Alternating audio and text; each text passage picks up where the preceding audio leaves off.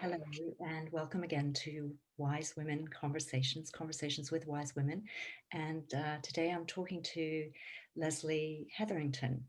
Um, Lesley and I are going to be talking about the assets you acquire with age, to do with your experience, your career experience, your life experience. Lesley has had 3 careers altogether. She started out as an engineer and then became an educator. And currently, she works increasingly in a mentoring role, particularly with entrepreneurs and their families. And she works at she offers her services through privately and through a couple of business schools. Welcome, Lesley. Hi, Kathy. It's lovely to be here with you. Yeah. I was interested, just as we were having the pre-conversation, you sort of mentioned an interesting point about the experience people have gathered by the time they get to the so-called wise women years, which we're taking a pretty broad view of, in my opinion, anything from sort of like mid-40s upwards.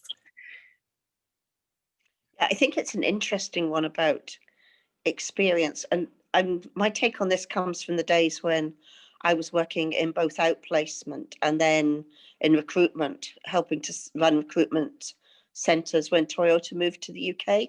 So that was kind of interesting because they were going from greenfield site to up and running in less than 2 years with everybody in place and trained, everything.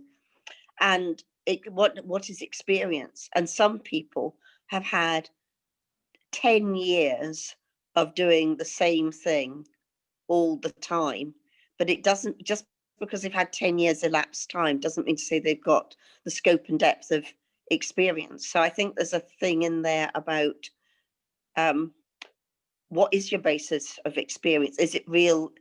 Has it got that scope and depth to it? And of course, I love your age band, because you're absolutely right. Somebody can be starting to be in their wise years really quite young if they've been doing a lot of things or exposed to a lot of things. I mean, some of the experience that comes our way, of course, is stuff we don't necessarily choose.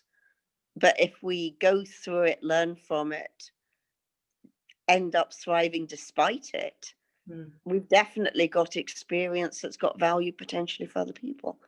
yeah, I like what you say, because also um, I have wanted to address the whole point of view that, you know, you have automatic entry to being a wise woman once you hit 50 or 60 or wherever we see the band as being, because quite rightly pointed out, years and wisdom don't necessarily match, and there can be people who are quite wise at 25 and people who are not that wise at 80. And you can be an 80-year-old who's stayed in the same mental patterns and, as you say, have repeated experiences over and over again, whereas a much younger person can be much broader and deeper, both because of the professional and life experiences they have, and then the way that they've worked with those experiences to alchemize them into wisdom.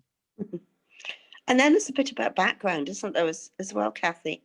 Um, have you come across the concept of third culture kids? Oh no, tell me more. I mean, obviously I Okay. know the idea of the third age is applied to this age group we're talking about, but no, I've not third culture There- kids. There's a book, and I can't remember the authors without going to my bookshelf, but it's called Third Culture Kids. But the concept's actually quite simple. It's the idea of a child who has parents who come from different cultures and then is raised in a third culture themselves. And because of that, of course, they've had exposure to a wider range, but they're also having to make decisions in a slightly different way, because following the automaticity of their parents um, won't necessarily work because of the context. And when I first came across this, for me, it really explained something. Now, all right, I was born in Scotland and brought up in Scotland with a bit of exposure to England because I went to boarding school and stuff like that. And I'm really back home. I live in the house that my parents built when they got married. So I couldn't be closer to home if I tried, or if I can't call this home, well, then what do I do? And I'm not an obvious third culture kid because, therefore, English has always been my mother tongue. It's the only one I speak fluently, etc., etc. But then started reading the book, and I took a second take on this, because neither of my parents were Scots. Yeah, my dad had been born in China. His mother was Russian, and he'd largely been brought up by his his Russian grandmother, who was totally Russian, and obviously then already in her wise woman years. And the other influence in growing up was the Chinese houseboy. Then he moved to England and the UK. Mum was very definitely English. And I won't get into a whole debate about, the UK and whatever else, but there are some decidedly cultural differences Mm. between Scotland and England. I mean, we only need to look at our current politicians to realise that there's some polarities there, Yeah. and things that people don't always recognise about Scotland. We've got our own education system. Yes. We've got our own legal system, where some of the elements of law in Scotland are fundamentally different. Like, we've got an alternative to guilty or not guilty, which is not proven, which I think is incredibly sane, but it just doesn't exist in English law. So there are some fundamental things about that. And then, of course, both my parents' references would have been England more than Scotland.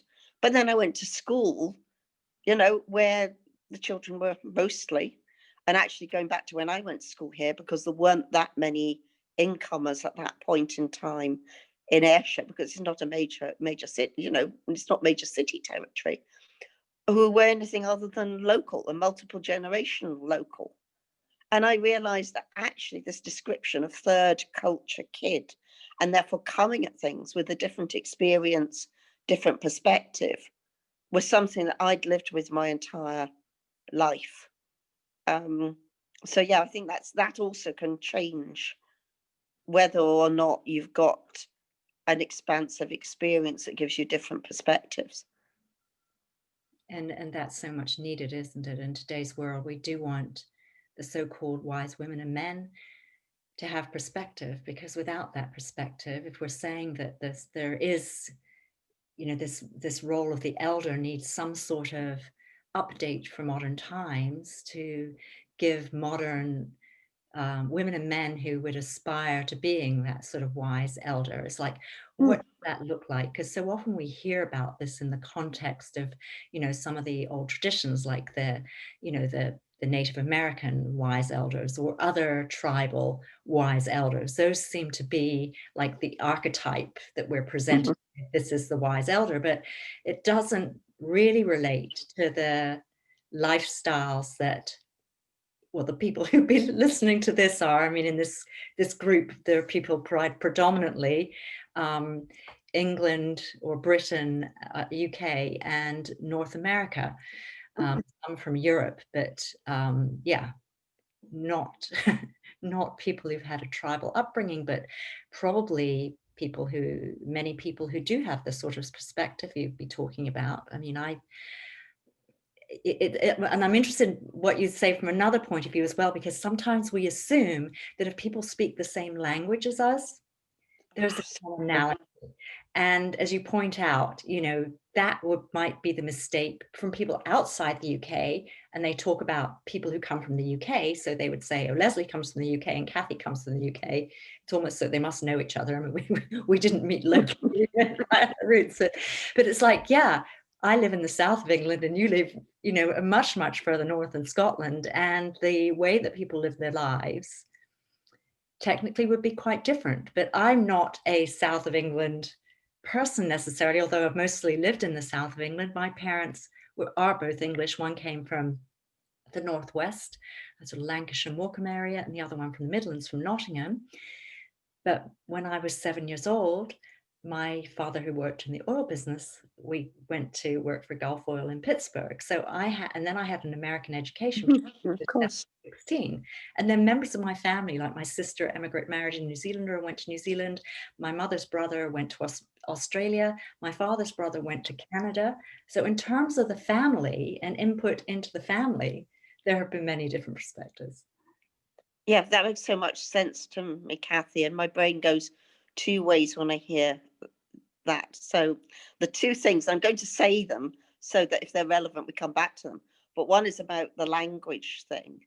And then the other is the impact that of what your parents or your family have done in terms of how it broadens out what's possible or not. So the language one I'm going to talk about first, because I mentioned that my dad had this very significant half Russian aspect to him. But of course, I never heard him speaking Russian. I kind of knew this anecdotally. I think then later on I found his prisoner of war logbook, and in the back there was stuff written in Russian handwriting that was names and addresses and things like that. But growing up in the 50s and 60s, we didn't really approve of Russia, of China, or of Germany.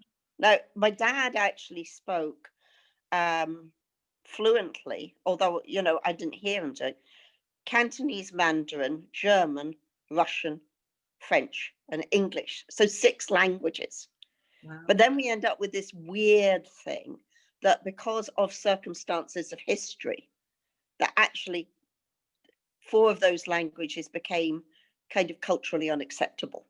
Mm. So, it didn't get passed on to me officially. But then I have this thing when I'm just talking. I use a lot of words. Yeah. So forgive me, I may be using a lot of words in this recording as well, because I do. But I kind of want to tell you, while I was sitting in my chair thinking about whatever I was thinking, sipping my cup of tea and contemplating the world, I noticed that there was a robin hopping, and he was hopping oddly, and I was wondering what was going through the robin's brain. Now, it made no, and of course it used to drive teachers wild, and professionally it can drive people wild as well. But then much older, when I was in my 40s, I went to study Russian language and do there's a postgraduate course, partially because I'd ended up working in Russia and I'd felt so at home there. It was the one place that if they'd said all the flights were stopped, if we got COVID, I'd have gone, oh, well, that's fine. I can live here.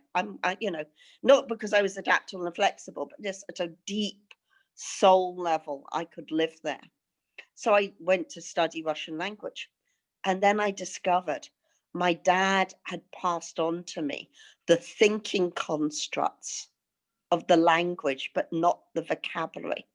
So there's little things. I mean, if you've ever tried to read something like War and Peace, you will know that it can drive a Brit batty because Alexander turns up in the story as Alexei and Sasha and Alexander and whatever, and and you're going, is this a different character? What on earth happened? I was reading about one thing and now I've got the other, because it's a very Russian thing that names have various versions, and the diminutive is quite common for a Russian name to have 5 or 6 common versions of it that are used interchangeably. Well, I had nicknames from when I arrived and I was just a squidge. I was called Pipkin before I was ever given a name of Lesley. And through my life, it was Pipkin, Duff, Kipper, Squiggle, Squigglepuss, Tiglet, you name it. And my dad, I can almost never remember my dad ever calling me Lesley. So it's bypassed the vocabulary, but it's totally landed as a perspective. It's so interesting. Yeah. And then, of course, it made sense of so many things, like why I struggled in some aspects of school and being thrown into a different cultural system, why I struggled with some of the things, some aspects like dictation and spelling and whatever else. My brain's off, doing it in a completely different cultural way. It's so interesting. But what I'm thinking as I'm listening to you talking, I'm thinking, in like our generation compared to, obviously you came from parents who traveled and so did I. So we may be, not typical, but I would say, our generation probably traveled more in the younger years than our parents' generation did. I mean, I feel like, so I'm wondering what you think. I mean, does that put us in a better position to claim the sort of wise eldership status than our parents' generation? Because I'm thinking like of my parents, because although they traveled, I mean, my mother had not been out of the north of England until she was 21. She married my dad and came down to London. Um, she was at university in Leeds. That's where they met. They came down to London, and because they were educated, that put them into a different category than other members of their family. And then, of course, when we went to the States. My mother was 32. That was the first time she'd been on a plane. Whereas in our generation, that would be really unusual for the first time you've been out of the country and to be on a plane for an educated person anyway, to be at the age of 32. Yeah, no, I get it. I think a lot of it probably depends on, well, there's a couple of things in there, Kathy. It's an interesting question. At one level, what do you do with this breadth of experience that makes you different? And is it something that because you don't fit in, you almost silence your voice and start not trusting yourself and disbelieving yourself? Or Mm. does something happen to you such that at some point in time you take greater ownership of you and your perspective? I mean, I know I'm because I can, if I look back over my life, I can see times when I've done both, you Me, know, mm. and you said you were nodding. Yeah, Yeah, go me on. too. You go ahead. You tell me your example first, and I'll go with mine. Well, I can remember, as I said, I went to boarding school. Yeah. This was one of those funny things. It was the first time that both my parents very obviously agreed on something. So they both agreed that boarding school would be good for me, but from different perspectives, you know. Um, my dad had been to boarding school, and that's how he'd ended up in England. And he was of the opinion that boarding schools had value. Um, but my mum, you could tell it was sort of, she thought boarding school would be good for me because I'd get away from maybe the restrictions of how things were at home, because I was an only child and the only one in my generation. But there was also an underlying current with both of them that it would be good for me to be exposed for something broader than the other parent's perspective, which was an interesting one. But anyway, first night at boarding school, I can remember going, okay, I've landed in a foreign land. So I was sitting on the edge of my bed, looking around the room, looking at what other people were doing. And it's like one girl went to brush her hair, and I'm, oh, I've brushed my hair. That's okay. I'm obviously allowed to brush my hair, you know, and that thing of trying to fit in. And I think it probably came from much earlier, of feeling like such a misfit through primary school, and then for a couple of years grammar school in Glasgow, and desperately, I mean, at primary school I tried to fit in and didn't, and whatever. At grammar school I had 2 years of being the rebel, the teacher's absolute nightmare, the one that would put the blackboard duster on the top of those, you know, those old rollerboard blackboards, so that it would hit the teacher on the head, because it was like if I couldn't fit in, then I was going to try and be popular in a different kind of way, as in, you know, belong in a different way. Um, but yet there's also that thing of when you totally don't fit in, there comes a point in time, unless you're going to totally give up, you have to start trusting yourself. You have to start going, look, I can't be like everybody else. You know, I'm 5 foot 1.5. I'm never going to be 5 foot 8. And that kind of willily graceful model that can wear, you know, certain long flowing, you know, it's just not going to happen. Not this lifetime. And that, I think that's the point that can make a difference, because at that point in time, you are starting to go, well, okay, I'm me, and it's got certain talents and certain limitations. Yeah, You know, so that's kind of where I sit on that one, I think. yeah, yeah. My example is sort of like completely different because I was thinking about, fitting in within the family. And, as a child who had, um, was went to a different country in another culture for 6 years, but had grandparents who had had restrictions on their education. I Mm, mean, they were bright people, but they, in their mhm, generation, they'd left school at whatever 14, whatever was the uh, school leaving age in England. And uh, I've lost your the visual of you, Lesley. So I think there might be an interruption to service, but I'm just going to carry on with what I was saying and hope that you come back. So yeah, for me, that sort of disconnect was about feeling, and I'm probably feeling some of my interests were very different from my parents anyway. So there's that sort of disconnect of how you fit in the family and only sharing bits of yourself. And some of that then, and I'm sure that is the same for, okay, well, we lost Lesley, but I am just re-admitting her. So hopefully she is coming back in now. Hi, Lesley, can you hear?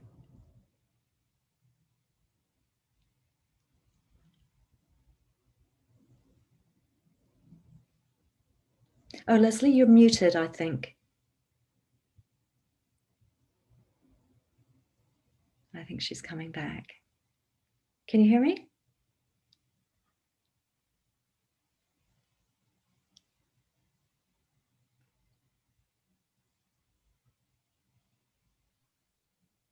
Hello, we've got you back. Yes, so sorry about that. Line just totally dropped. It wasn't the wonders of technology, you know, Yeah.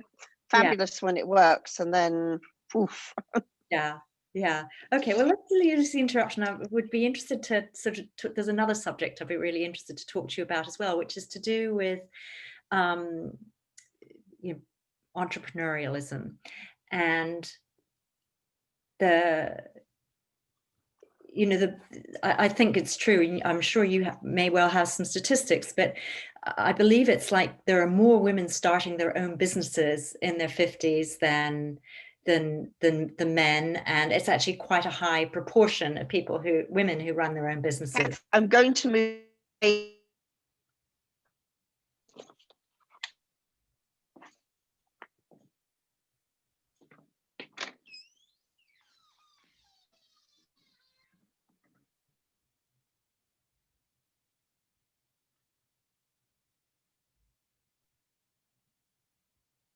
Right. Well, hopefully Lesley is just finding a better spot for internet connection, and she is. Yeah. Hope. Okay, there you are. So I don't know if you heard what I said, but I'd be interested in what you had to say to people about entrepreneurialism, and maybe there are. Can you? Woo. Are you still there, Lesley?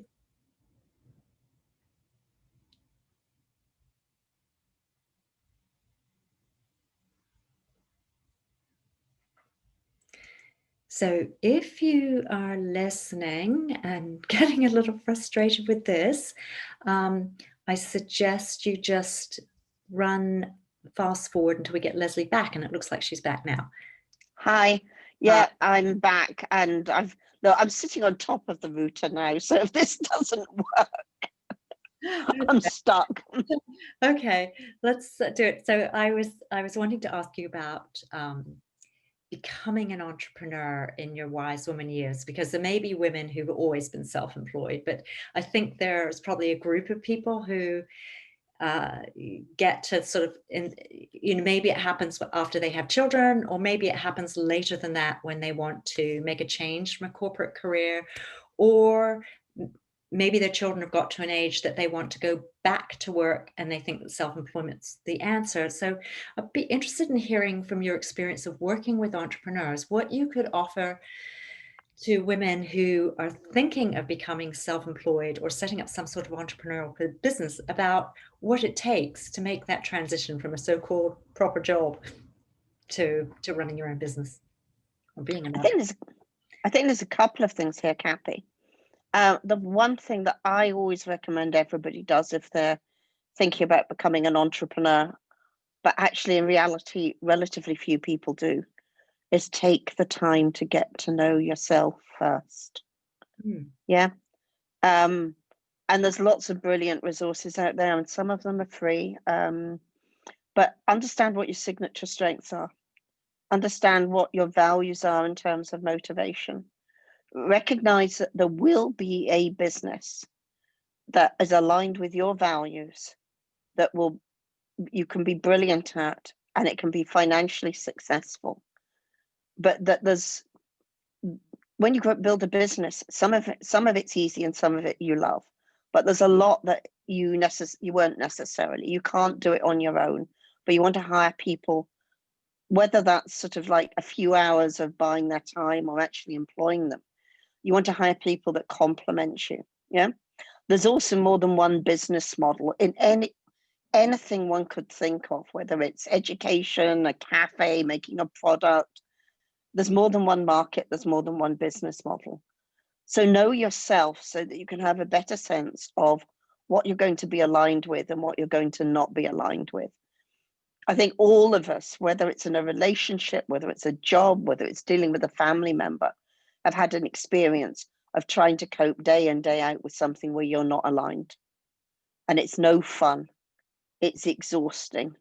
In the long term, it can even lead to ill health. So the biggest investment is that take time to get to know yourself.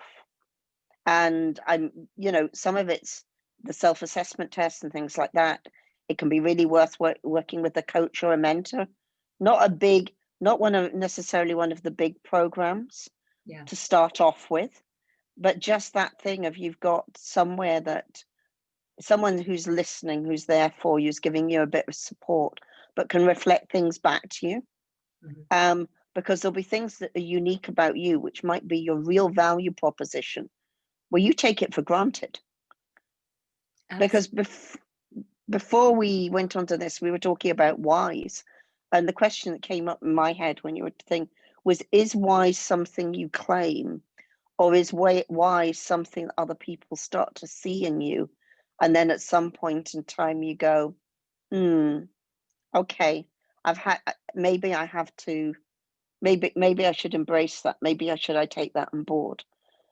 Yeah. Because I had people referring to me and introducing me to others as their mentor, when as far as I was concerned, I wasn't.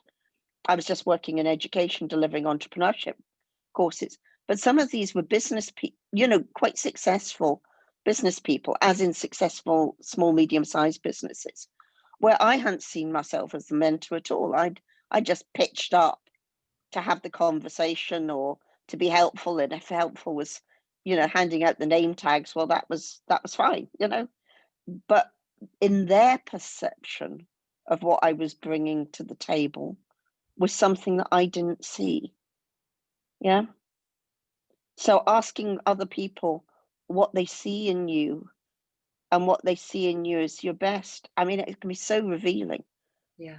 Actually, that's interesting. That's one of the things that the tools that I use when I'm working with clients, is ask them to talk to 10 people, ask 10 people that they know well, what they value, what that person values about them. And it's so interesting what comes back. And I know I did it myself as well. And it was so fascinating. And I remember particularly one thing that really fascinated me is I asked my longest standing friend, who I've known since I was 7. And it was sort of like, when her reply came back, I was just sort of like, oh my God, it's 2 7-year-olds actually see each other. I really felt that she'd really seen me at 7, and it was opened up to really interesting conversation. So yeah, that is a really amazing tool to get other people to reflect back to you what they Yeah, appreciate. kids and animals often see us in a way that adults just can't, because there's so much clutter Yeah. round about them. Gosh, there was something else I was going to say. If it's important, it'll come back.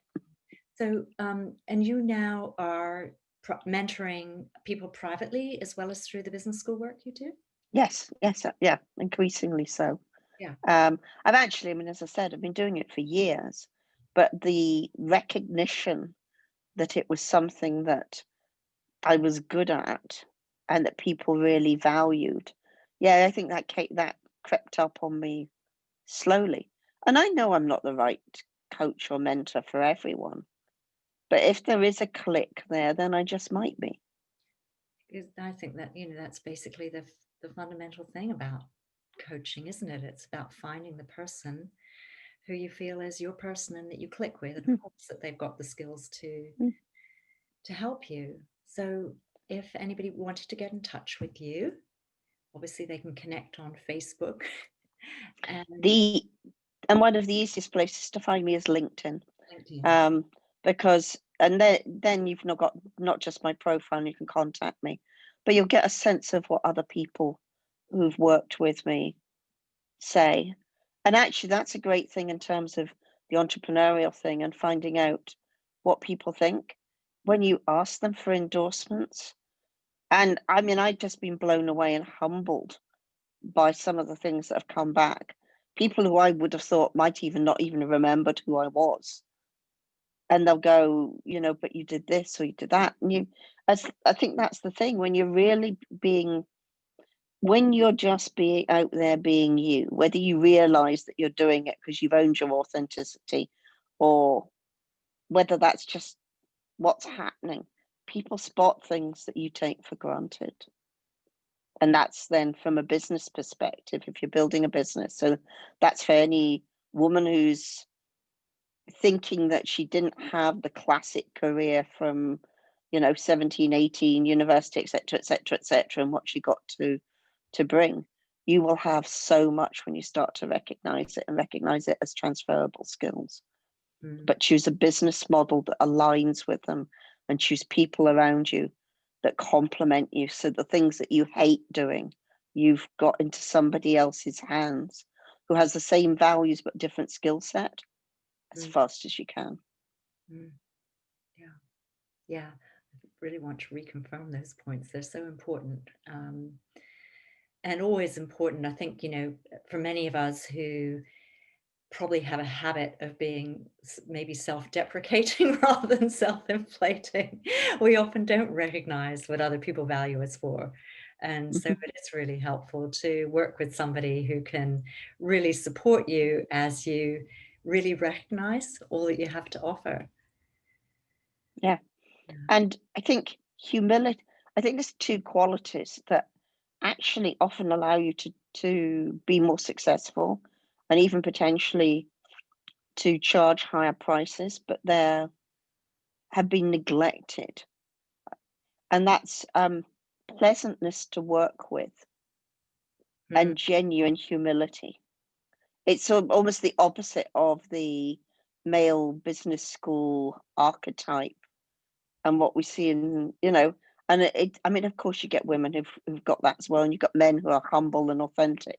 So it's not a gender split, but in terms of going back to the original thing about the cultures and what people are brought up in and therefore encouraged to behave, it's not been the archetype of business for the last 30, 40 years. yeah. And therefore it's so needed and so valuable. Yeah. And I'd sort of like to add to that, the being pleasant to work with, the importance of like, at least for me, when I look for people is, it's about integrity.